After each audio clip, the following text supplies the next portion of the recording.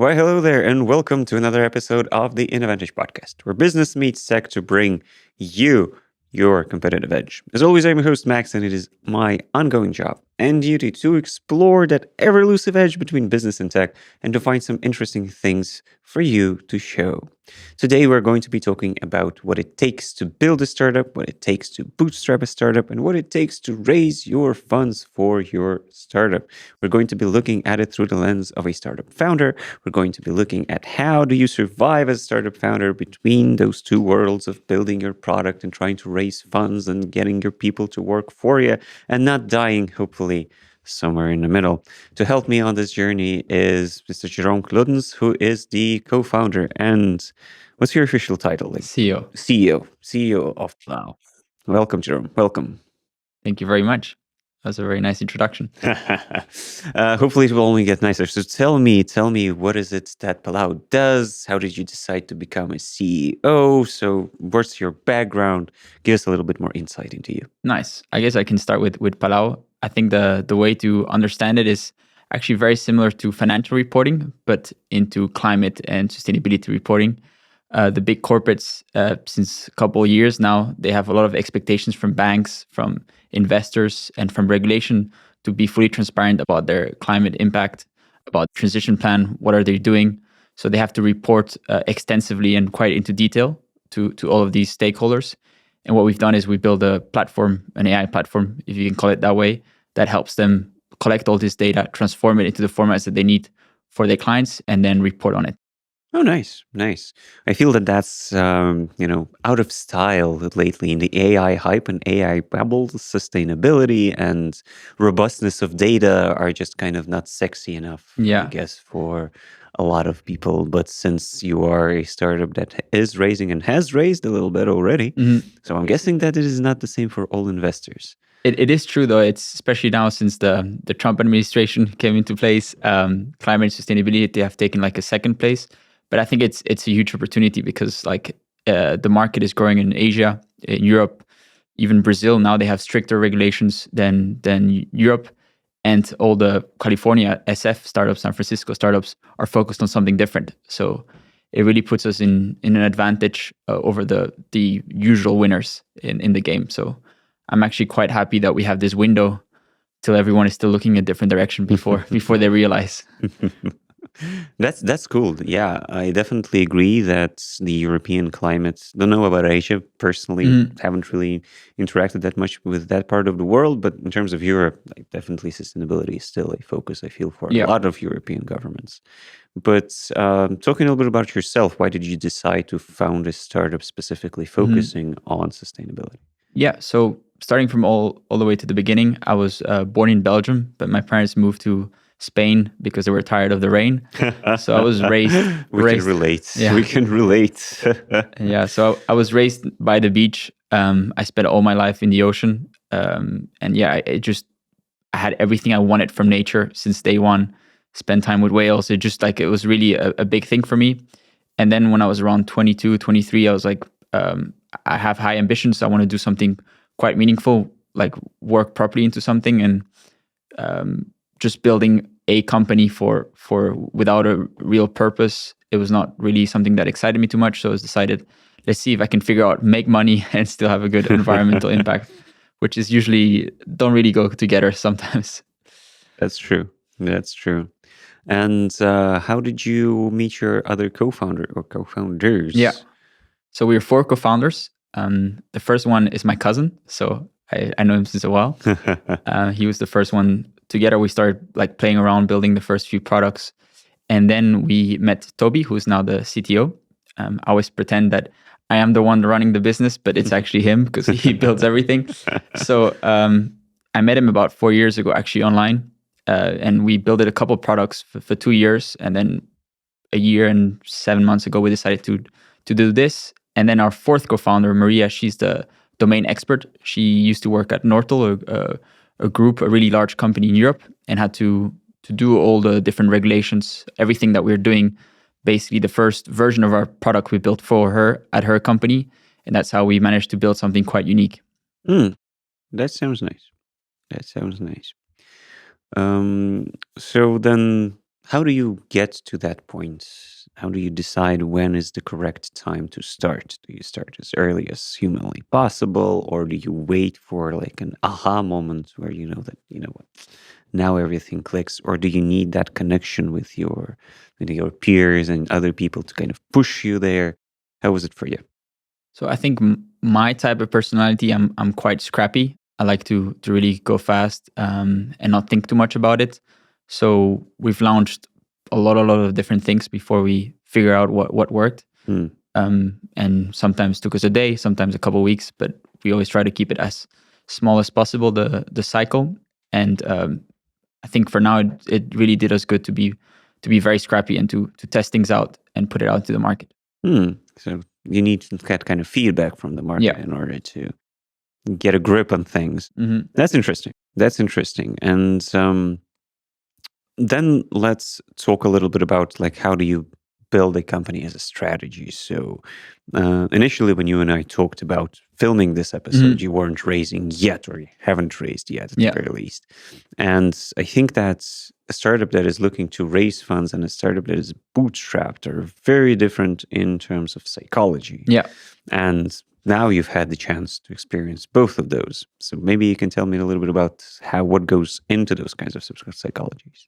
So I think from my perspective, I first chose the bootstrap direction because I really like to keep things lean, to be quite scrappy, as I said before, and to test things out to see before they work. I think it's more common practice in Europe compared to the US.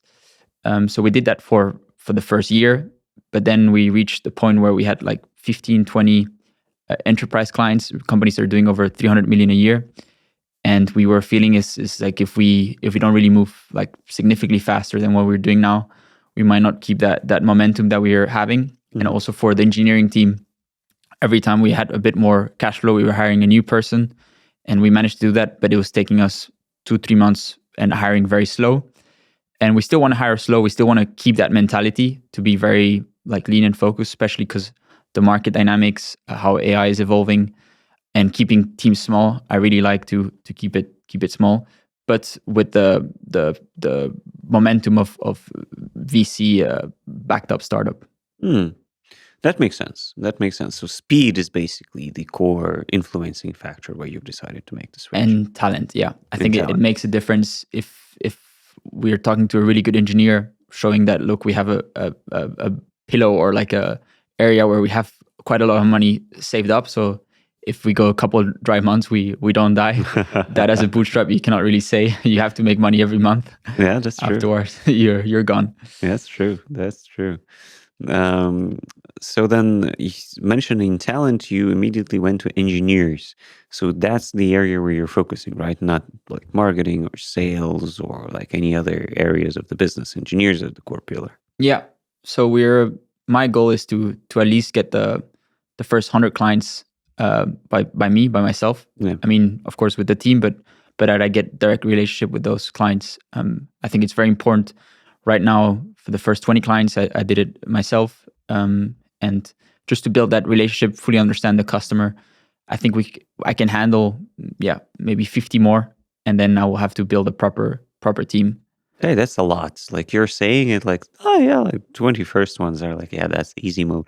Maybe 50 more, like I'll just reach under the sofa and pull them out and throw them on the table. It is hard work. It's hard work. But the of course I've got my whole team, my other co-founders as well. We all work together, but to fully understand, I think it's a bit too early for me to give that part of the job to someone else. Yeah, that makes sense.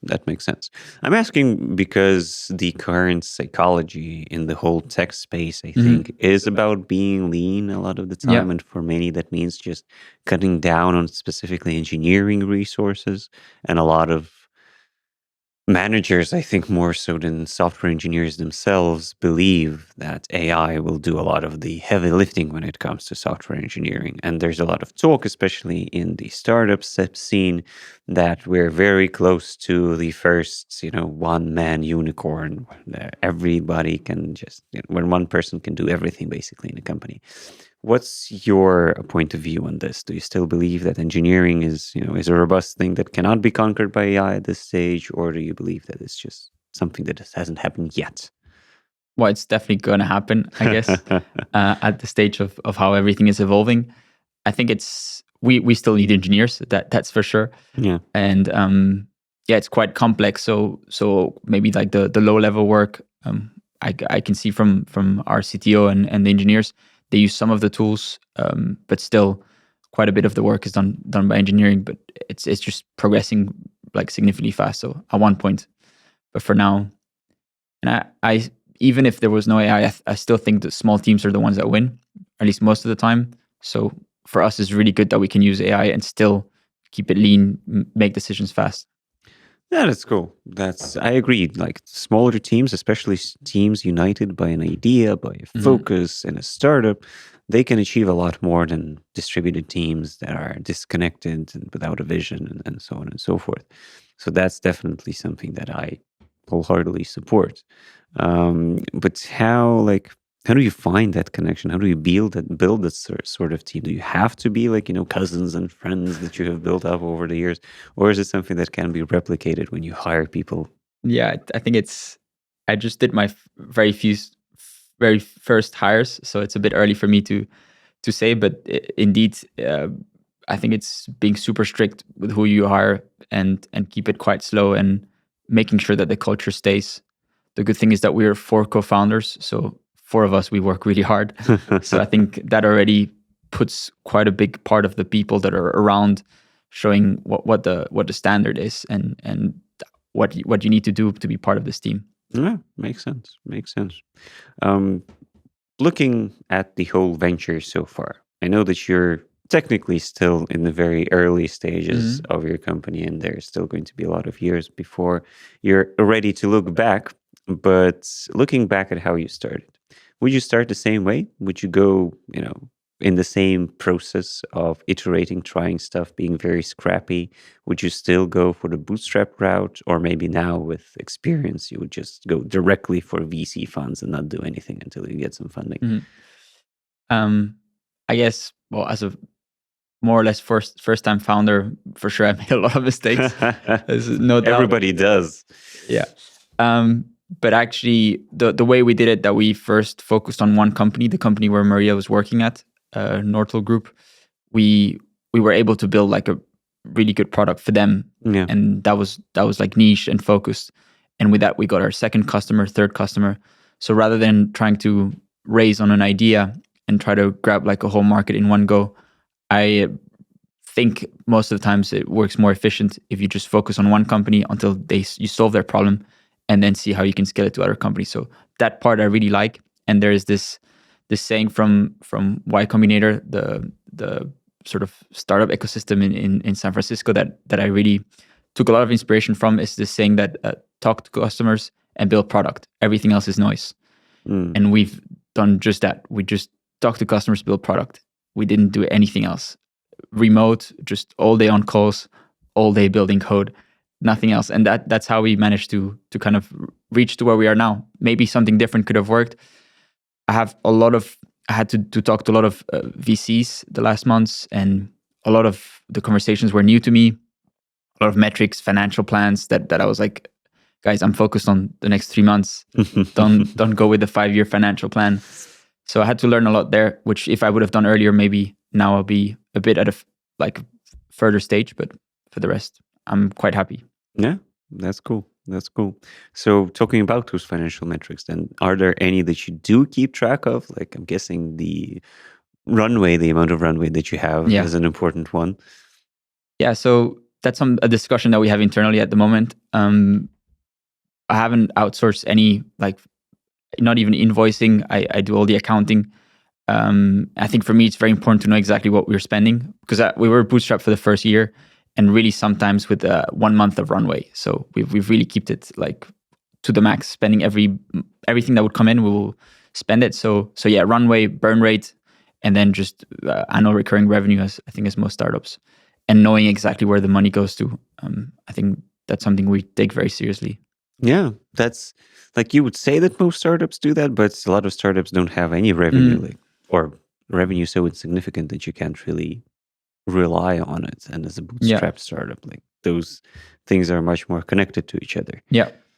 Yeah, now it's since we received like our first round of investment, we're still through it, but we received quite a bit of money. I had to hire new engineers and spend more than what we earn. At the first few weeks was a bit weird, but now we're starting to burn more than what we make, and I think it makes sense in the current situation that we are now. Sure. That's like basic financial management, Yeah. right? You burn more, but you run faster. You burn less, but you run less. And for a startup, like you said, it's very important to kind of capitalize on the opportunity that you have presented before you.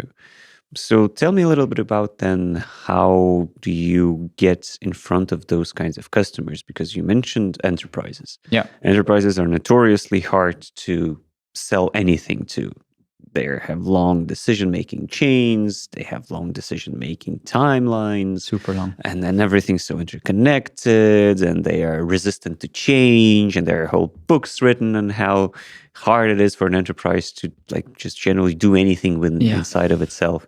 And then you're just telling me like, oh yeah, sure, like I have 20 enterprise clients, and then I'm going to do 50 more, and then just 100 more, and then no, yeah, but yeah, that's the goal.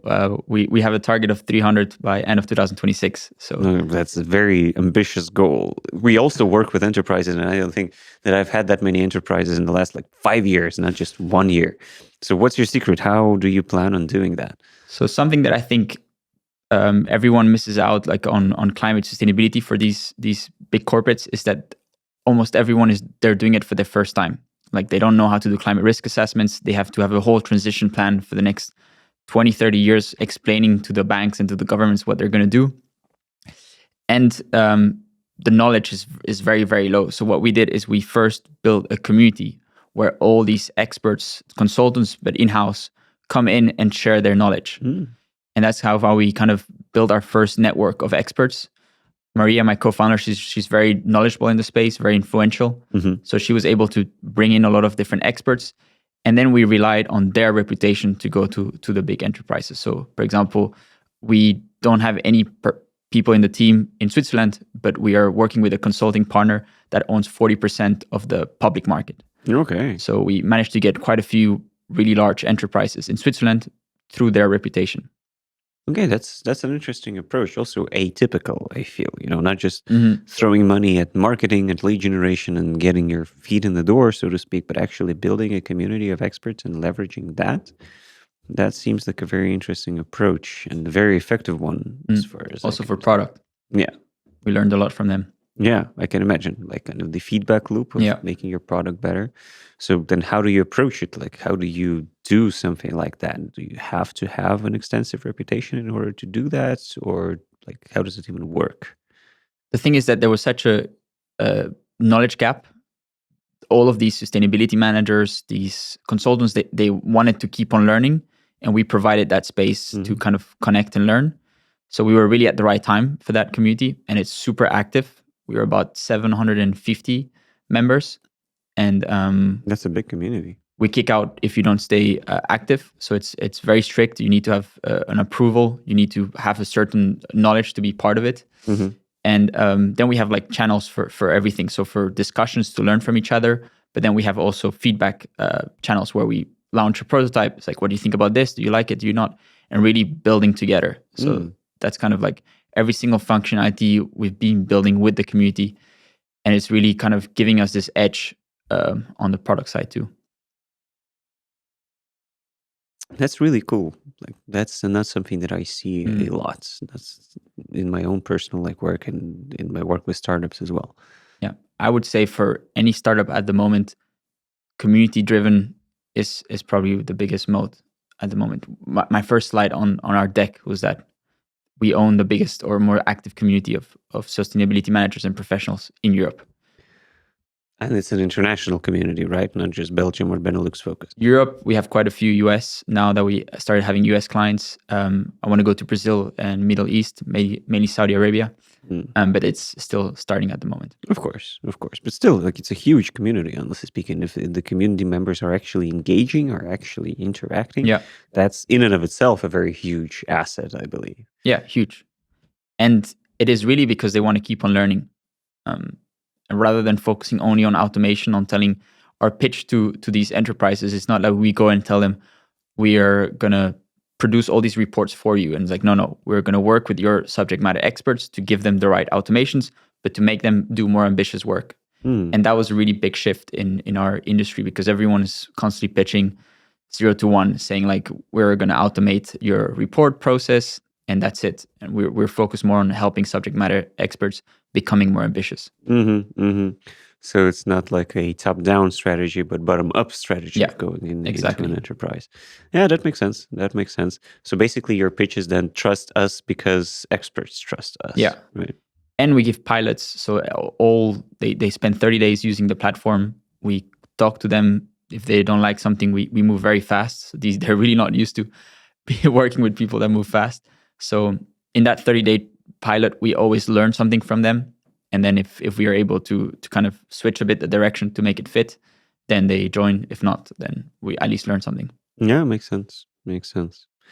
So then within those already existing enterprises, do they also become parts of communities through like, I don't know, they are clients, right? Probably the people that are inside of your community and the people that are buying from you are not necessarily the same people, or are they always the same people? No, not yet. So the thing is, let's say, for example, we have sustainability directors from IKEA, from Versace, from even Airbnb, even US companies that are not too excited about like climate and sustainability. That's putting it mildly. Yeah. But they are part of it. They like contribute and sort of get access to the knowledge and the content that everyone is producing, and then they get more and more comfortable with us. If I go to a director from a big corporate, they're not going to answer my LinkedIn outreach. But if they know that all the experts are in our community, they like use the content to learn, then they're like, oh, these guys are for real. And then I can have a conversation with them. Has it ever happened that through that feedback loop, you had to significantly change how your product behaves or looks like, or what kind of features does it have? Yeah, of course. Especially because first we were targeting smaller companies, but then we realized that the biggest gap was the companies that are doing over at least to 200 to 300 million a year. They have the most pressure. They are the ones kind of like expected to do more. And then we had to adapt also. I mean, we were 1 year and 4 months old. We didn't have any IT, large IT security systems in place. So that was the first few sales. That was a really annoying process. I can imagine. Convince them we were doing it in a couple of months. Just give us time. But you did manage to convince. But sometimes it took like 3 months just because we didn't have the IT requirements that they wanted to have. Yeah, that's interesting. And like, how do you identify what kind of requirements they want? Is it like a shared knowledge that everybody knows what kind of standards exist in terms of cybersecurity or whatever? Or does every single enterprise have their own expectations of what's needed and what's not? I think the cybersecurity part is just enterprise standard. They all have the very similar. Now that AI came in, there's a bit of new like things that we have to work on, but they all have a very similar process. It's more on the sustainability or the domain knowledge where each company wants something different. They're all very custom. So how do you adapt to that as a startup with limited funds, with limited people, with limited time? How do you adapt to all of those enterprises all over the world, basically? Yeah, so this was a huge problem that we had at the beginning, and we really had to work with it. We kind of took a step back, and we, rather than building those AI workflows ourselves, we built a protocol for these experts to build AI workflows. So let's say, for example, what I mentioned, the Swiss market. We don't have the domain knowledge to tackle pharma companies in the Swiss market, but our consulting partners do. So what we tell them is, look, here are all the tools, here are all the frameworks, do it the way you want to, and then provide this to your clients. So by building that sort of ecosystem and protocol really helped us kind of go into different industries. We have companies in the semiconductor industry, we have pharma companies, we have manufacturing companies, construction companies. So it was a way to not be fixated to only one industry. Like, when you say it, again, it sounds like so easy. Like, yeah, it's logical. Just create a tool set, have people use that tool set, and then that tool set kind of just sells it for you and then convinces everybody around you that that's the right tool set to do that. But I kind of think I only kind of imagine how complex it is to actually achieve such a goal. Yeah. It's a lot of hard work, but again, where we got very lucky is that we have this very active community. So everything we do, we can test, and we try to make the minimum assumptions possible. So I think we're the only ones in the market that have this position to work with so many experts and give them the tools, the AI tools that they can use to sort of build their own workflows. So how did that happen? Like, do you not have any sort of competition? Did you find that ever elusive niche that nobody else has thought of, or just your competition is not in the same wavelength as you? There's a lot of players in the market, but since it's so new, like it's really starting. For example, what I just mentioned before, Brazil, it's starting with really strict environmental rules, and they're just starting now. So for all these tech startups, they usually like a spin off a consultancy or like someone that had an idea, but it's still very early on. There are no like really strong players yet. So it's very like many players, small players that are starting now. And I think it's going to be a matter of 2 years where it consolidates, and then there's some serious winners. But for now, the competitors are kind of figuring it out, kind of same as we. That's, I guess, where a lot of the understanding that you need to move faster comes from, right? Because exactly. if you don't move faster, your competition will. Exactly. Yeah. Yeah. Okay. Makes sense.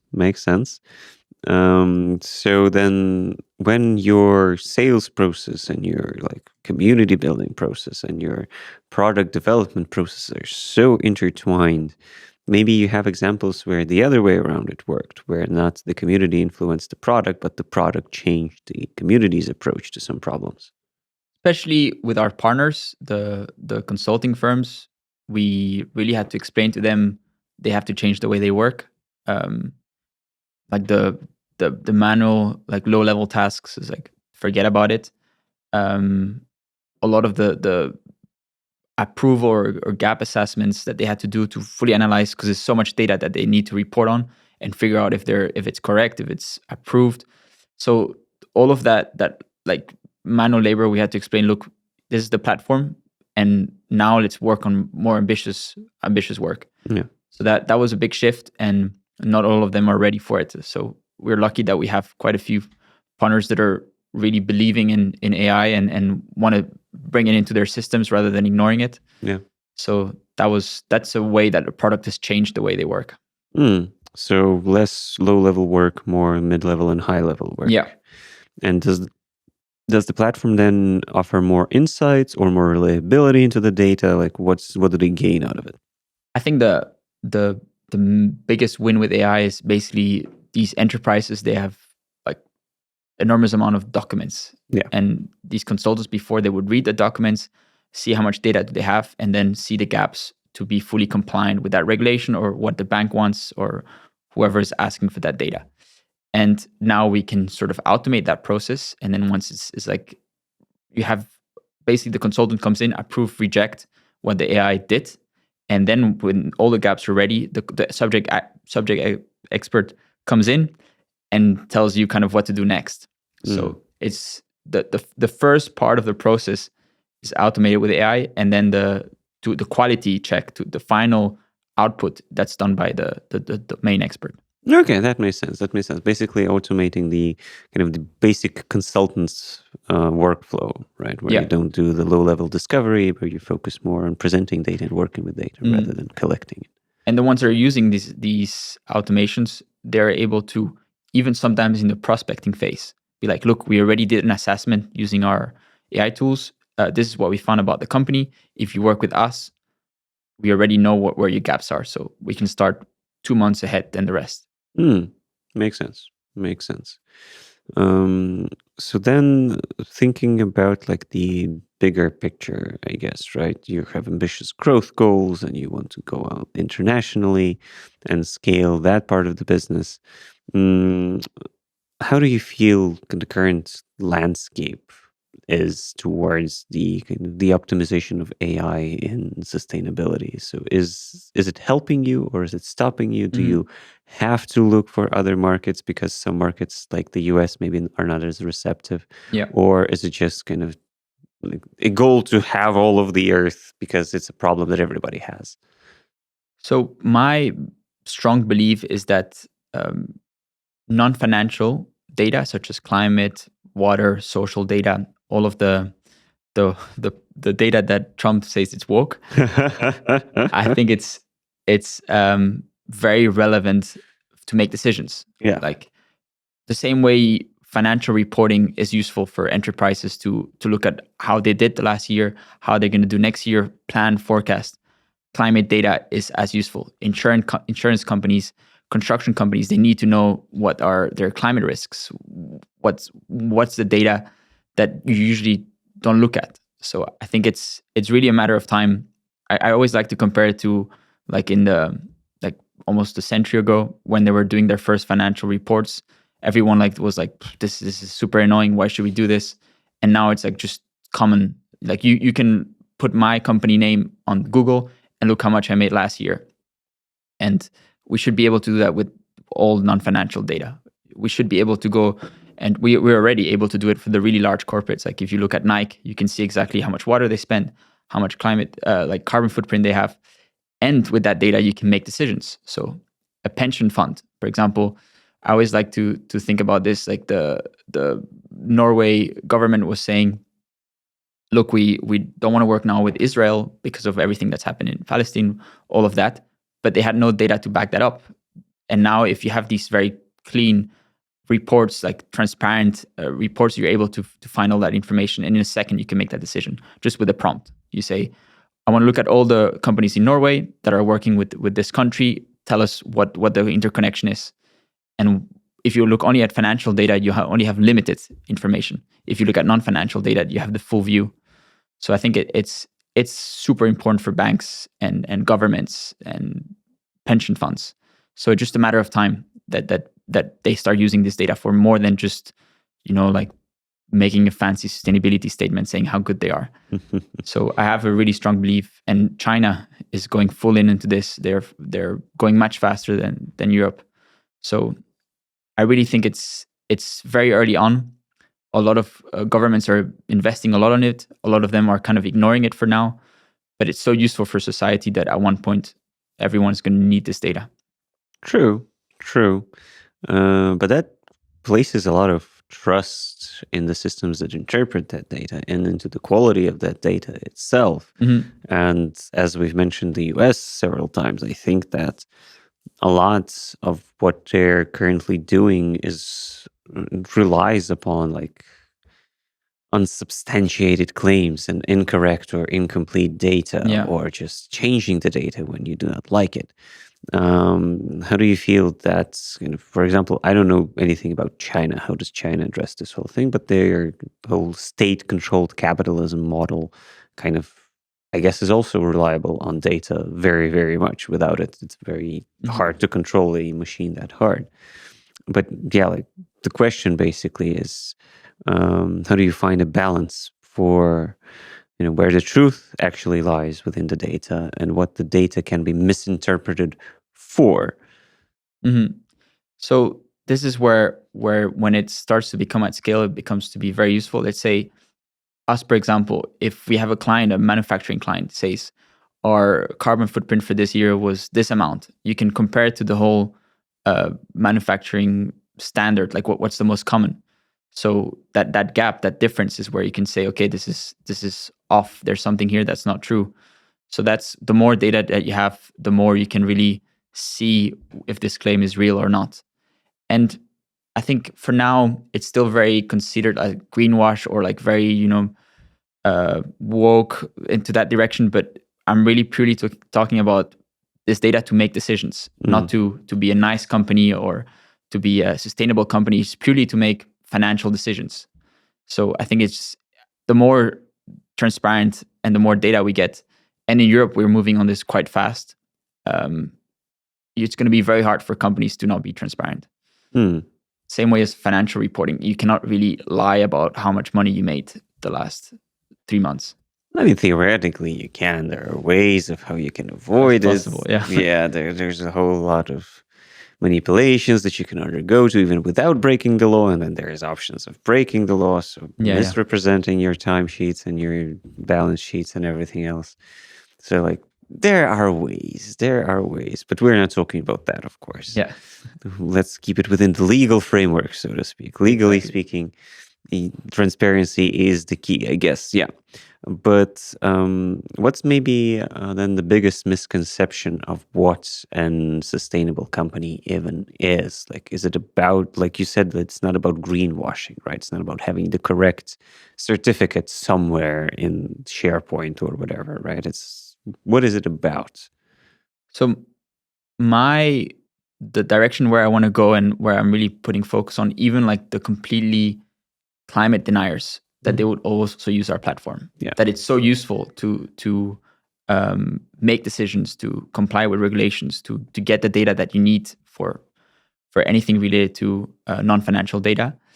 And if you look at it, it's like every time you say about something sustainability or climate, they think about like Greta Thunberg or I mean, I've got nothing against her, but it looks like very activism driven. And I do believe, especially in 10, 20 years, we need to find the right balance. We need to make business that makes sense under the planetary boundaries. So I just for me, just common sense. I think we should, of course, always optimize for profit, but take into consideration what are the limitations, what are the constraints, what is the best thing for society. So once you combine those things, is when you start making sense. So the biggest misconception is, of course, I do this for impact, for because I want to live under the planetary boundaries, but I'm not a crazy activist that I want nobody to drive cars and all of that direction. So it's the right balance that I find is very important, that we kind of live in extremes right now. We either like a Trump fan or I keep on putting that one, but like completely drill baby drill, or tree hugger. I don't want to hear anything about it else. So it's the right balance. It's in the middle.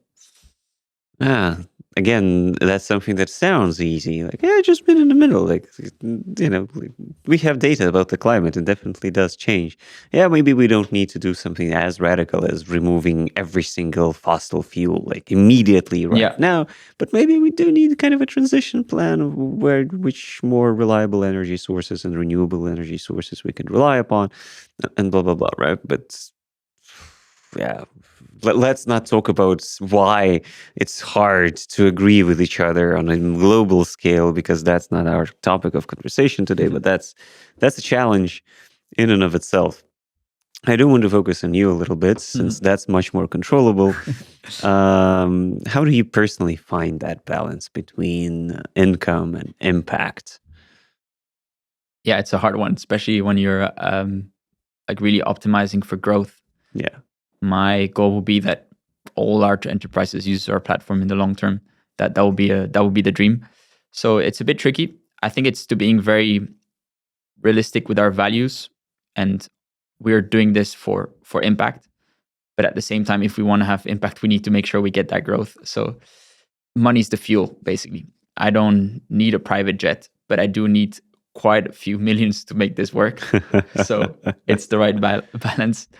I guess that's the way it is. It just always, we have like kind of like our values and our goals, and see if it fits. So then the kind of the indicator for you is the amount of clients that you have, basically, right? Amount of clients that we're helping them, like truly helping them with their transition. How does that look like? What's the difference between truly helping someone and helping someone just to tick a box? So yeah, a lot of clients are doing it to tick a box. I mean, makes sense, right? They have to start somewhere. Yeah, right? Yeah. That's the thing. Is the first year is always like compliance. I just want to get this done, so my stakeholders are happy, and I go back to work. And then the ones that are more advanced is like, whoa, I actually can make money out of this. If I'm taking the lead on the transition, we know that, for example, in Europe, they have a 90% reduction target in what I think is 20 years from now. So we know that's happening. So you can ignore it for as long as you want, but overall, the movement is there. So you need to take action, and we want to help the companies that are willing to take action, and by having all this data to use this data, basically. Yeah, okay, that makes sense. And again, coming back to kind of where those kinds of companies are, a lot of it is depending on how regulators think and act, right? Because in Europe, I definitely agree with you that the pressure on the enterprises is there. There's a lot of regulatory pressure to be compliant, to be transparent, to be environmentally, maybe not safe, but at least environmentally conscious a lot of the time. And there is specific regulation to address that. When you move overseas with the US, maybe not so much pressure, especially not anymore. Talking about your personal position on regulation, how do you feel? Do we have like a good blueprint here in Europe, or are there places that are lacking? I think so. Europe has made a conscious decision in February to really reduce the regulation, which I think makes a lot of sense. The problem is the clarity. I think that's really missing. The language of how they are providing the guidelines, and a lot of companies want to do this involuntary, but they want to keep it clean and transparent and lean and not being like bureaucratic process. So actually something very interesting that happened in the last couple of months in California. They have climate regulation law, so climate risk assessment for I think around 10,000 companies, and then like a full-on climate accountability, showing how transparent they are for 5,000 companies. So in California, they almost have more companies than the companies in Europe that they're obliged. But before we had much more, like we had around 50,000 companies that had to comply. But Trump administration, the US, pushed a lot backwards, but they didn't manage to push backwards in California, which I think it's interesting for us in Europe to see how we can get influenced by other governments, but not even in their own, they didn't manage to change a state, but they did manage to influence the European government. I think us in Europe, we need to take a bit more of a stronger bet, a bit more less risk averse, less of a follower, and take action. But at the same time, try to kill everything that's bureaucratic, make it lean, transparent. Everyone should understand this, and it's possible. It looks very complicated, but once you get into this, especially with AI, you can make it very, very straightforward. So how would you address it then? Do you have any particular ideas of what can be changed to make it clear, transparent tomorrow? I would change the language, the way it was written. To Dutch. Everything is now Dutch. Everybody has to learn Dutch. The way it was written, it's very not clear. We had to rewrite it with AI. Basically, one of our most common functionalities on our platform is they click on it and the AI rephrases the regulation into a format that they can read. So I think that was a big mistake. And then have more of the guidelines. What are the companies that are doing it good? How does it look like? Really providing a ecosystem for this change. Not you have to do this. Goodbye. Good luck reading these 200 pages of regulation. So I think that, and the thing here is they don't have to do anything. They just have to say how they're doing. It's just a transparency exercise. So let's say, for example, you don't have any policies or anything to improve your climate or environmental impact. You don't have it. You just say, as a company, we just don't have this information. And that makes you compliant. But the way it's explained, the way on the regulation, it makes that very complicated. So scrap a big part of the regulation, make it very, very clear. But at the same time, it's the first few years, so it's normal that it's not perfect yet. I think it will take us 3-4 years before it becomes the norm. I guess your community example is a great way of moving forwards with it, right? You have a feedback loop of subject matter experts who can give you a lot of valuable feedback on how and what you need to do. So if governments took the same approach as you do, being more scrappy and getting there towards the community, it could be much useful to them as well. Actually, the regulators, the one that write the regulation, ask Maria, my co-founder, to become part of the technical board member. Oh, okay. But we said no because we don't have time. But we told them that they can join our community, learn from there, ask questions, iterate.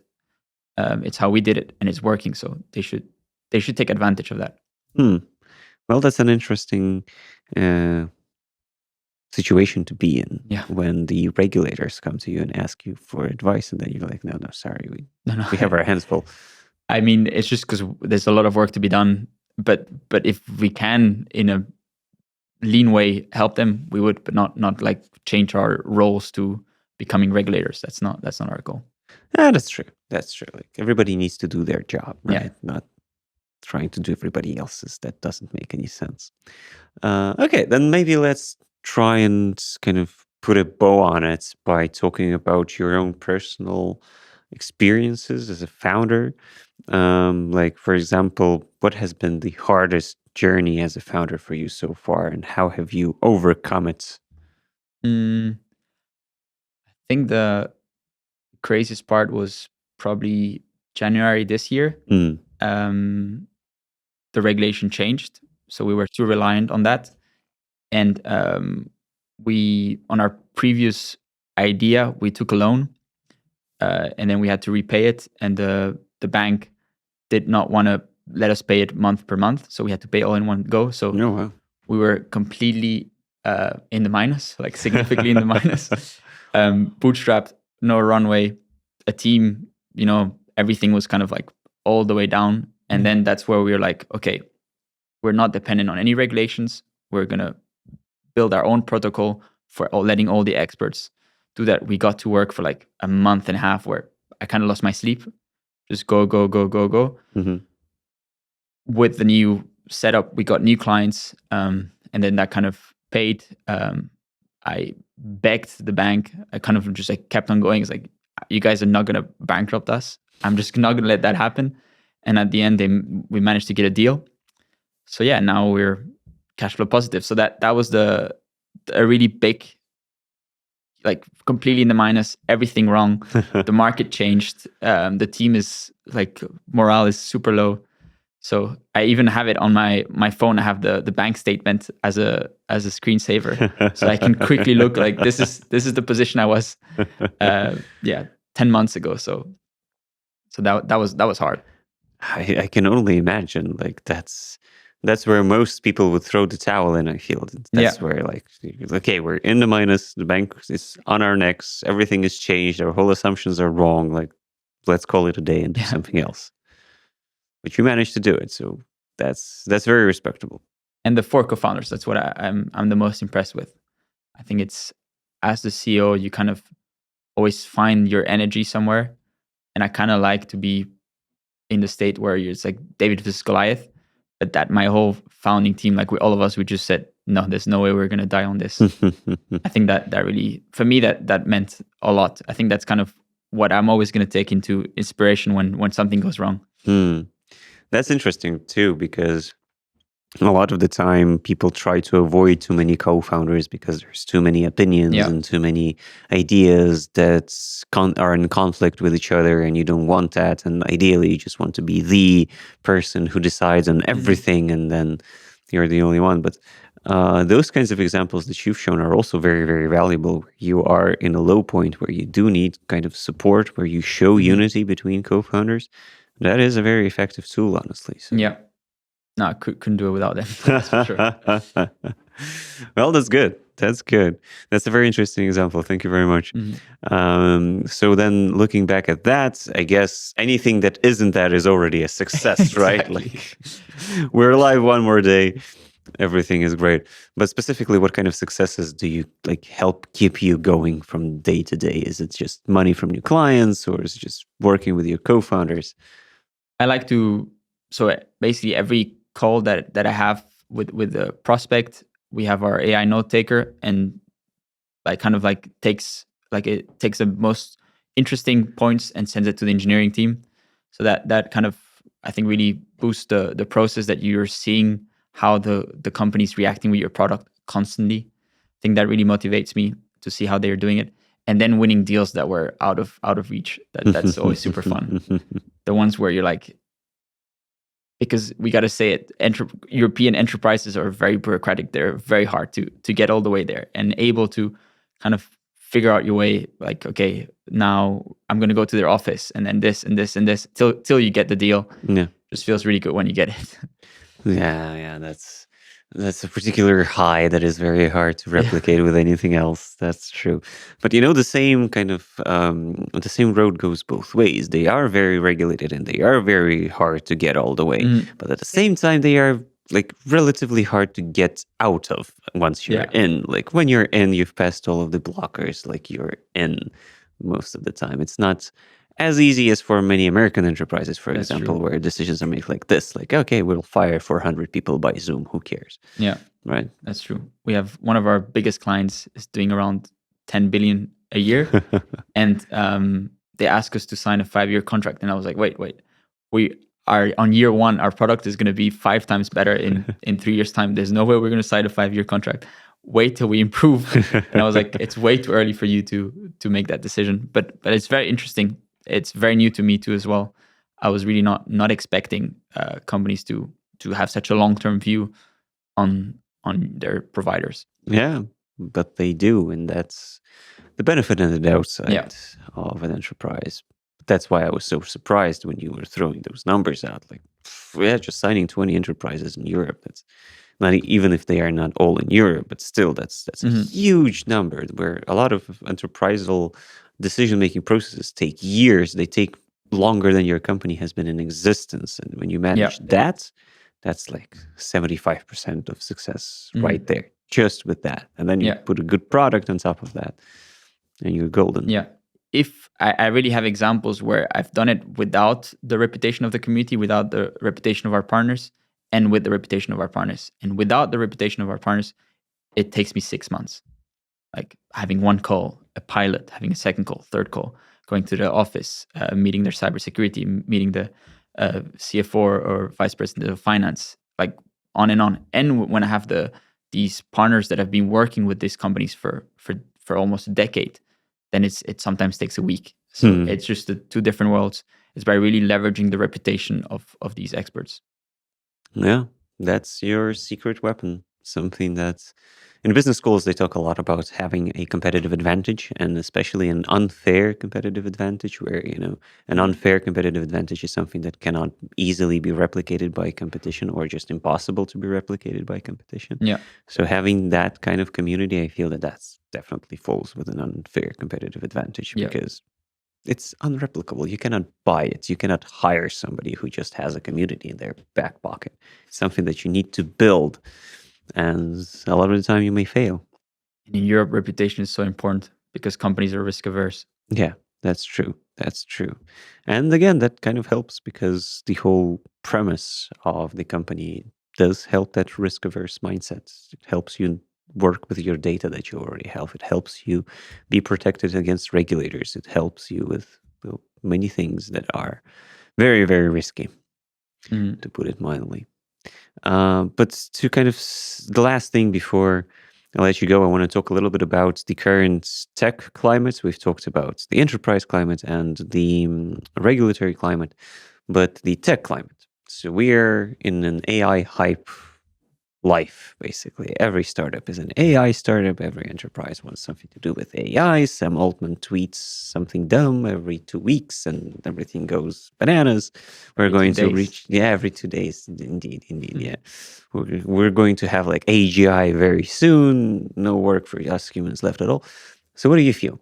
Are we in a bubble that's soon going to burst like the dot-com did? Or are we in a transformative time where AI will change everything? Or is it just another tech that is just overblown? I think AI will change everything. Okay, so you're a true believer. But that said, of course, there's been bets that are ridiculous, like in putting like 100 million on things that you're not even sure if they're going to work. There's definitely going to be a up and down roller coaster situation for sure, but overall it's going to really change like the way these startups are building like agentic browsers, like the new way of using like MCP or collaborating and seeing these AI agents at work. It's not perfect yet, but it's going ridiculously fast. I think ignoring this momentum, this constant change is a mistake. I think ignoring it is not an option. Like Yeah. you cannot go away from it, but how do you survive with it? Do you go with the flow? Do you invest yourself into something? Do you like, how do you cope with everything? Or do you just wait for things to finally change and then just live a new life? It's a hard one, especially as a application layer company, like a startup that uses these AI models, but don't own an AI model. Like Yeah, you like- use OpenAI or Anthropic. It's very hard because you're basically using their model, but they might want to replace you at some point. So for us, it's again the community.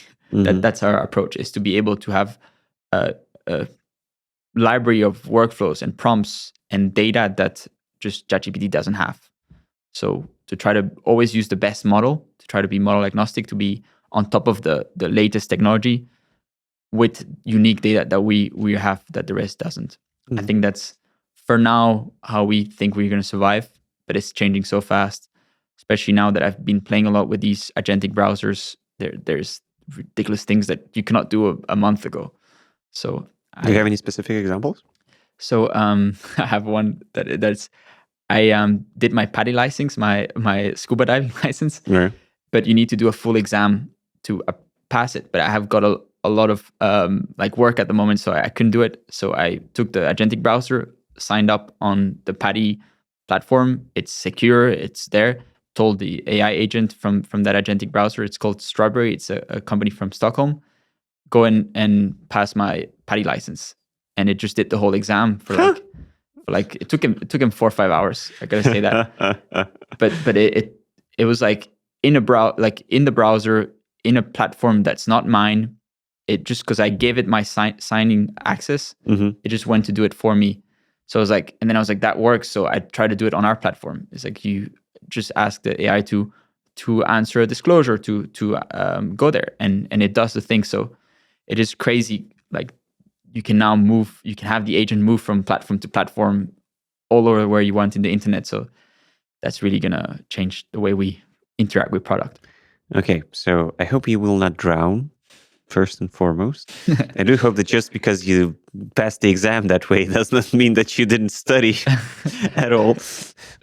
I mean, I've been diving for a while. That was just a new certification, and I just it's a lot of paperwork, so to say. It is very important. I gotta say that. It's just that I didn't have the time to do it, so I just tried out with this thing. Yeah, I'm sure you've taken your due diligence when it comes to this process. So, but if I read somewhere that you drowned, Now you know. I will know why. Yeah, but it's an interesting example. I haven't used agentic browsers in that sense. Like I've played around with them, but never to kind of to funnel them, to focus them on a specific task Yeah. like that. That's a very interesting example. Honestly, I need to play around with it Also, myself. LinkedIn outreach, like all these things, you let the agent use the like LinkedIn the way you do it. So Yeah, it's very crazy. yeah. Need to try it out. Need to try it out. Very interesting kind of disruption for a lot Yeah. of platforms.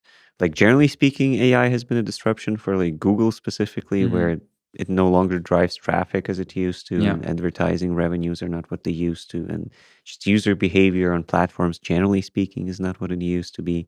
So like that has been a disruption, and now the browser thing is going to get disrupted, and Chromium is the engine for browsers. I think Yeah. that, like only Mozilla, I think, is not Chromium, right? Everything else is basically Chromium. Every other competition. So yeah, it's an interesting approach. I need to take a closer look at that. What's your take on AI? Well, I try to be an optimist, and I've said many times that I consider myself to be an optimist. I do believe that there is a lot of potential in the technology itself. I do believe that it can be a net positive for society overall, but I do believe at the same time that there's just so much around it. Like the hype is out of control. Yeah. Like there's just over evaluations going on where there's a lot of cyclical relationship between top AI companies. Like the thing that kind of broke the camel's back in my case was Nvidia's 5 trillion evaluation. Like one company is worth now more than like whole industries. Crazy. Like really, like I understand Nvidia's value. I understand why it's there, but that much. Like, even if it's going to change everything in a whole world, like, are we ready for that kind of evaluation? So, I'm a bit skeptical on that side. Yeah. I'm skeptical on how logical we are about how we approach those kinds of companies, those kinds of evaluations, and those kinds of decisions. Mhm. So I would welcome a more logical approach again. I would welcome a more coherent, like, evaluations, a coherent market positioning, like just a more coherent market. Markets are irrational. I know that. Everybody knows that. But the point of irrationality is so beyond what I find acceptable that I'm like, okay, like, they are not irrational. I think they have circled back to like being malicious at this point, where they do something that we do not understand and they just want to do it, and that's it.